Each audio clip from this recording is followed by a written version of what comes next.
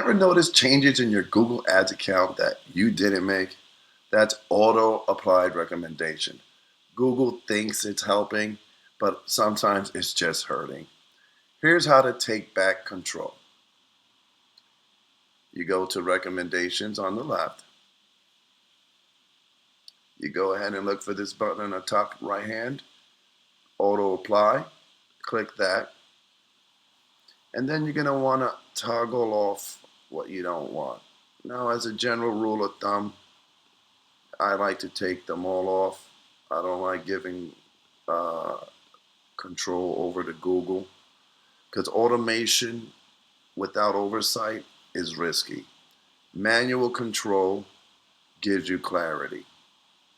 Your strategy, it's your voice, it's your budget. Keep it that way. Turn off auto applied recommendations.